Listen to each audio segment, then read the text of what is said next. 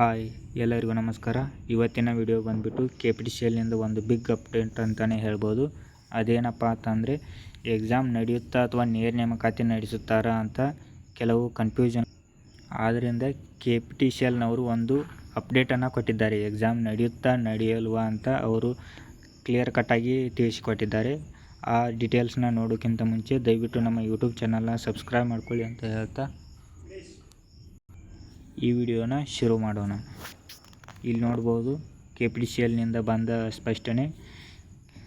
KPTCL station ಪರಿಚಾರಕ ಮತ್ತು powerman D ದರ್ಜೆಯ ಹುದ್ದೆಗಳಿಗೆ ಕಡಿಮೆ ವ್ಯಾಸಂಗ ಮಾಡಿದವರಿಗೆ ಅವಕಾಶ ಕಲ್ಪಿಸುವ ಉದ್ದೇಶದಿಂದ 10ನೇ ತರಗತಿ ಅಂಕ ಜ್ಯೇಷ್ಠತೆ ಮತ್ತು ಕಠಿಣ ಕೆಲಸ ಮಾಡಬಲ್ಲ ತೃಪ್ತಿಕರ ದೇಹದಾರ್ಢ್ಯತೆಯ ಅರ್ಹತೆಯನ್ನು ಅನೇಕ ವರ್ಷಗಳ ಹಿಂದೆ ನಿಗದಿಪಡಿಸಲಾಗಿದೆ. ಈಗಲೂ ಅದನ್ನೇ ಮುಂದುವರಿಸಲಾಗುತ್ತಿರುತ್ತದೆ ಎಂದು KPTCL ಮೂಲಗಳು ತಿಳಿಸಿವೆ. ಇಲ್ಲಿ ನೋಡ್ಬೋದು ಮೊದಲಿನಂತೆ ಅವ್ರು ಯಾವ ರೀತಿ ನೇಮಕಾತಿ ಮಾಡ್ತಿದ್ರು ಡಿ ದರ್ಜೆಯ ಹುದ್ದೆಗಳನ್ನ ಅದೇ ರೀತಿ ನೇಮಕಾತಿ ಮಾಡ್ತಾನೆ ಅಂತ ಹೇಳಿದ್ದಾರೆ.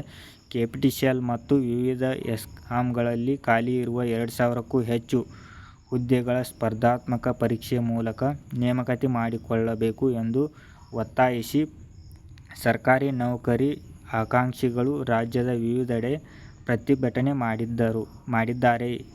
ಇಂಧನ ಸಚಿವರು CMಗೆ ಮನವಿ ಪತ್ರ ನೀಡಿದ್ದಾರೆ. ಕಾನೂನು ಹೋರಾಟಕ್ಕೂ ಚಿಂತನೆ ನಡೆದಿದೆ. ಆದರೆ KPTCL ಮಾತ್ರ ಈ ವಿಚಾರದಲ್ಲಿ ಯಾವುದೇ ಬದಲಾವಣೆ ಮಾಡಿಕೊಳ್ಳದೆ ಈಗಾಗಲೇ ಹೊರಡಿಸಿರುವ ನೋಟಿಫಿಕೇಷನ್ ಅನುಸಾರ ಮುಂದುವರಿಯಲು ನಿರ್ಧರಿಸಿದೆ. ಸ್ಟೇಷನ್ ಪರಿಚಾರಕ ಮತ್ತು ಪವರ್ಮ್ಯಾನ್ ಹುದ್ದೆಗಳು ಡಿ ದರ್ಜೆಗಳಾಗಿವೆ.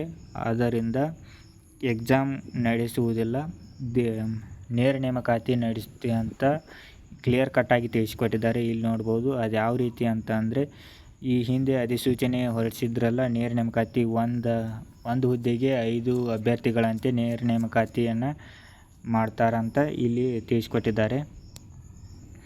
ಅದರಂತೆ ನೇಮಕಾತಿ ನಡೆಯುತ್ತದೆ. ಇಲ್ಲಿ ನೋಡ್ಬೋದು ಯಾವುದೇ ರೀತಿಯ ನೇರ ನೇಮಕಾತಿ ಮಾತ್ರ ನಡೆಯುತ್ತದೆ, ಯಾವುದೇ ರೀತಿ ಎಕ್ಸಾಮ್ಗಳು ನಡೆಯೋದಿಲ್ಲ ಅಂತ ಹೇಳ್ತಾ ಈ ವಿಡಿಯೋನ ಮುಗಿಸ್ತಾ ಇದ್ದೀನಿ. Thank you for watching.